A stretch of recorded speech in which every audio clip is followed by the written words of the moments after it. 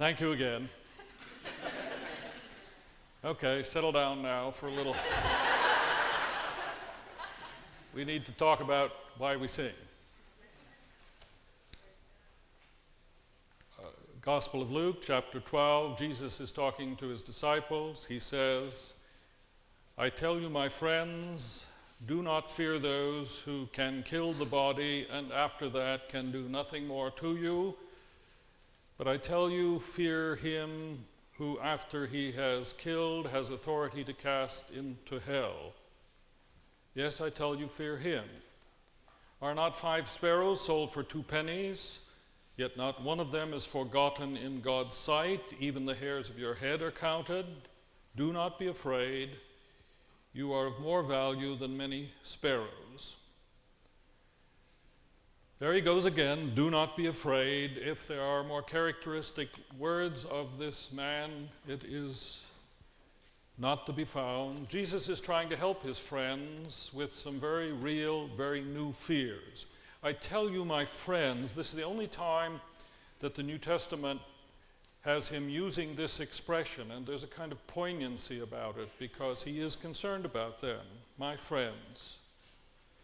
God knows we all need the help of a friend like him. It's been a wild week, hasn't it? More bombings, tornadoes continue, SARS spreads, high school young people destroy property. Have there ever been days more conducive of anxiety than these? Make your own list. There's enough to go around. But Jesus is talking to them about a particular panic that has set in. His friends are afraid of what? Of whom? They are afraid of the people.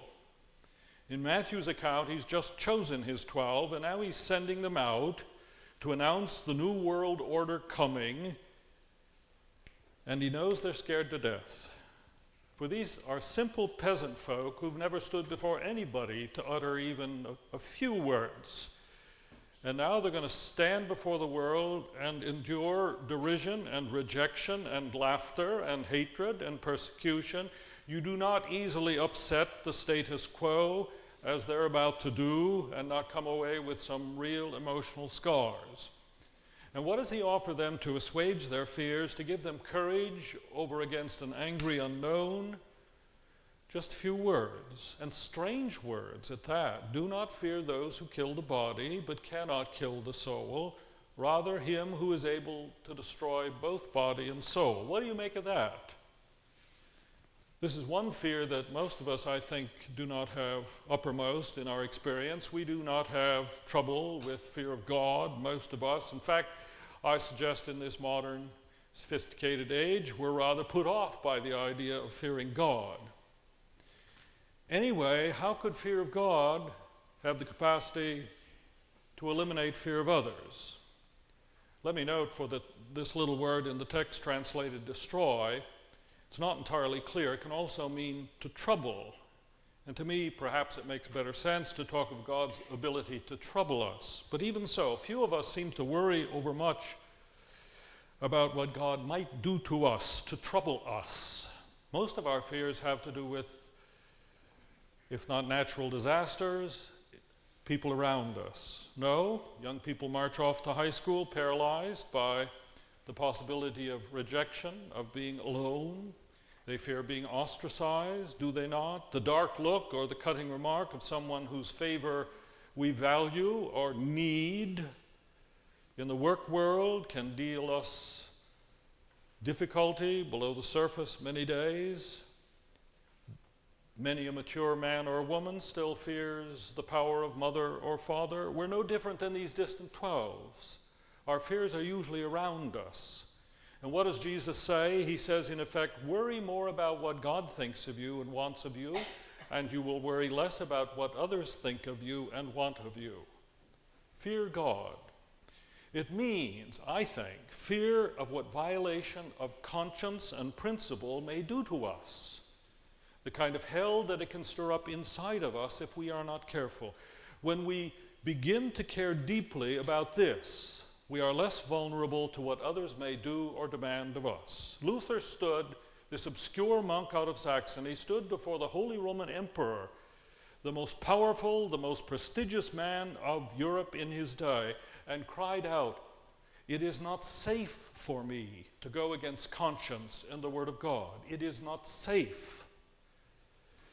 But perhaps Jesus' words have lost their power in our time because we've lost the capacity to hear inner voices over against outer voices, to hear the voice of God over against the voice of the television and the media.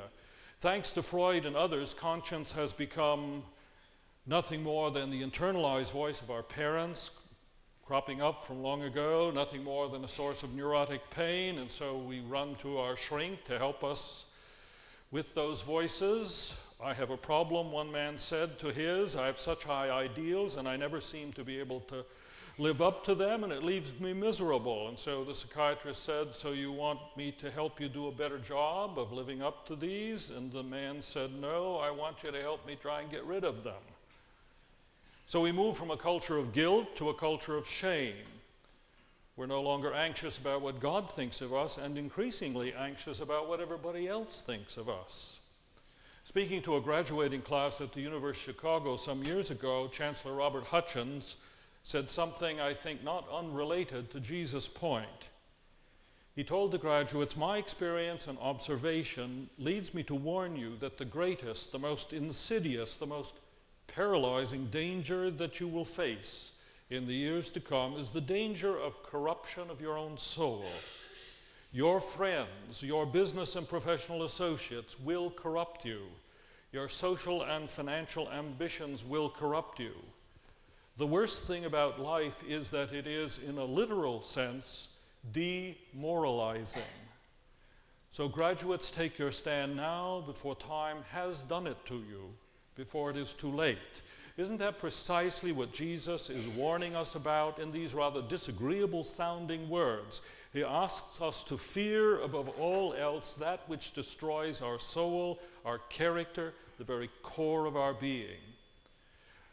Because if we set ourselves to be true to the best that is in us, true to our God and His will for us insofar as we know it, then we do achieve a measure of freedom from fear of others, of what they may do to us. I was talking to Ingeborg Schmidt in Germany this past week. Some of you know her. Took my mind back to her late husband, my friend, Pastor Reinhold Schmidt, and his days in East Germany. His picture still sits on the desk where I wrote this. As inspiration, it sits there, and reminder to keep my courage up. He went through the 40 years of communism in East Germany in a difficult and fearful position as a church superintendent in a country which despised and rejected the church. Early on, I knew him to be a very courageous man, but a man under great stress and often anxious. But he went through the 40 years of communism, and I watched him on numerous visits become a different man, increasingly serene and unafraid in spite of the harassment, the insecurity, the dangers that he daily experienced. And I came to know that it was because he had made up his mind that he would serve his God come what may, and in that inner integrity and commitment, he found a growing freedom from anxiety and fear. When we begin to worry more about our character than the crowd, our soul than our social set, we are less afraid. Respect him who can trouble both body and soul. And do not be afraid, you are worth more than any number of sparrows. Without your Father's knowledge, not one of them falls to the ground, and even the hairs of your head have been counted.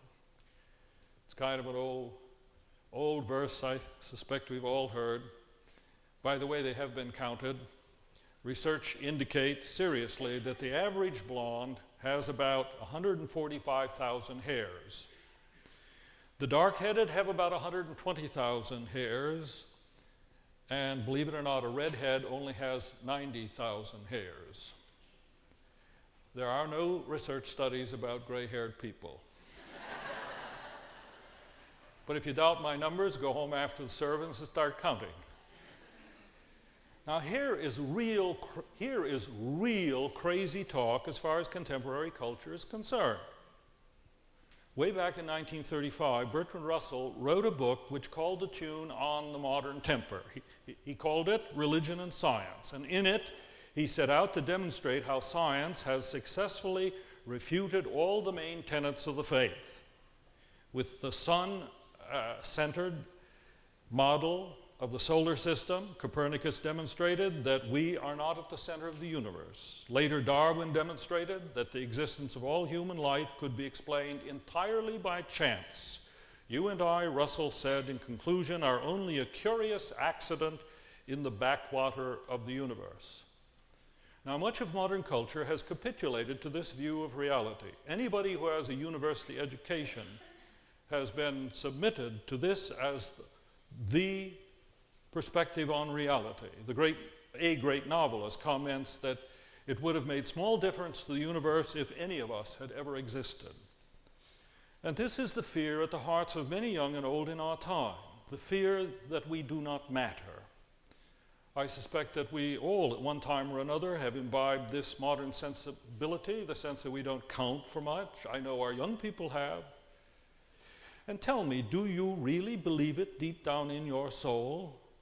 Well, maybe not about that hair count business. That certainly sounds like poetic metaphor. I give you that. If it's literally true, some of us are making the job increasingly easy for the Almighty. But do you really believe, I beg of you, do you believe that God is so intimately related and interested in his whole creation that he even notes the fall of a single sparrow? A minor bird, if there ever was one in Jesus' day and ours. More importantly, do you believe that God is deeply concerned with every single human being that comes to life? Not just the brightest and best, but the children and handicapped and aged, the desolate and derelict, every single human being. He has his eye on everyone. Do you really believe that God is deeply concerned about you as you sit here this morning? Do you believe that? Will you believe that? Is it possible that Jesus knows more about reality than Bertrand Russell? By the way, the scientists are making funny noises these days, talking about something called the anthropic principle. Don't worry about it. It means that there's growing evidence, even in the world of science, that human life cannot be an accident. Just too many variables had to fall into place to make carbon-based life possible. And it turns out that the DNA of each one of us may be absolutely unique against the 6 billion people on this planet.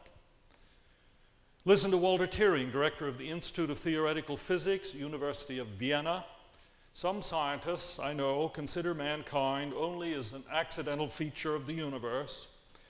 Thus, they refuse to give us the title Crown of Creation and do not believe that God guides us individually because he's much too busy with bigger astrophysical jobs.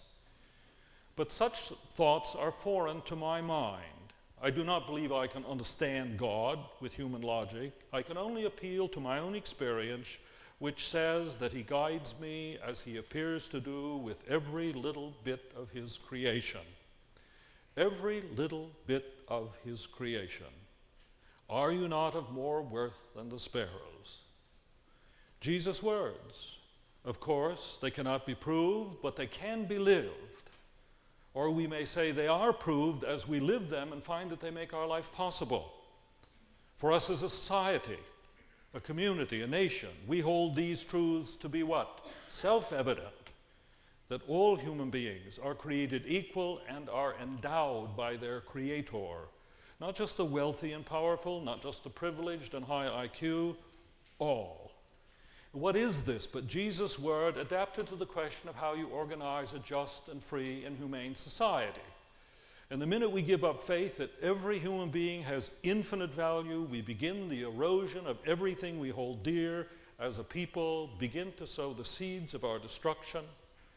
The minute we give up the conviction that all life is precious and to be treated with reverent care, we undermine any decent and human life together. Did the kids beating on one another the other day even begin to think that they were violating something precious, something of incredible value before God? For our society, for ourselves, the person who loses faith that he counts, The young person who no longer senses that he has worth, the elder one who feels that he or she is no longer important, all these are in some sense in the process of losing their souls. Curtis G. Lloyd is famous in botanical and pharmaceutical circles, or so I've read. The Lloyd Library in Cincinnati is named for him. He is buried in his hometown of Crittenden, Kentucky. Sometime before his death, he wrote a sad epitaph that he wanted to have engraved on his tombstone. I'm told it's there to read this day, if you ever happen by that way. It reads, Curtis G. Lloyd, born in 1859, died 60 or more years afterward. The exact number of years, months, and days that he lived, nobody knows and nobody cares. One has the feeling that life ended for this gentleman long before he died. We're a strange species. We cannot survive in soul unless we can believe that we count for eternity, unless we can know deep within that God does care about me, you, everyone. Even when life strips from us the badges by which the culture tells us we count. Soren Kierkegaard, perhaps the greatest philosopher of the 19th century, someone says, we know he's great because you can't understand 95% of what he wrote. But in the end, for him, it came down to this. Let me merely say this, which is in a way, is my life, is to me the content of my life, its fullness, its bliss, its peace, its satisfaction. The Christian faith says unconditionally that every person, every single individual is equally close to God. How close and equally close? Because loved by him. Now it's important to know what Jesus does and does not say. He does not say that God prevents hares and sparrows from falling, although it remains possible that there are times when he does just that, not so much with the hare as with the sparrows, and maybe you and me. But what God does promise is this: God always sees, which is to say he cares. He really does care, like a father or a mother cares for their little one.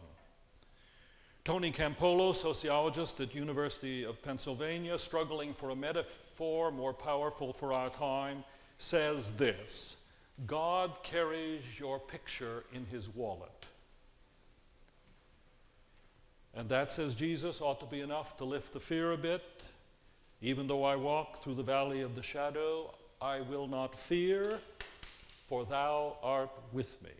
To know that we're not alone, to know that the Lord of the universe truly knows and cares for you, to know that whatever happens, even if you fall like the sparrow, you are safe because you will fall into the arms of the living God. That ought to be enough.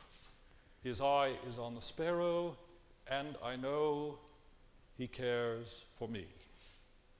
And those who dare to believe these words, however crazy to contemporary minds, find they work, they give life.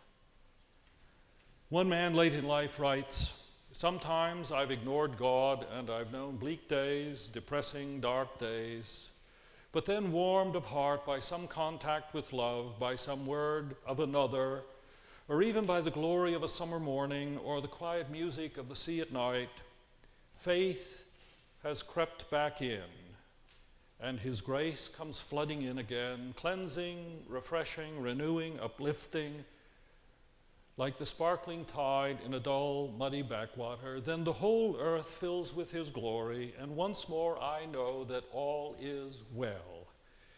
My mind recovers its resilience, my soul finds its rest, and my will takes once more the upward road and knows that the great companion is near and that he will never weary of us or regard a single soul as too unimportant or too unworthy to be his friend.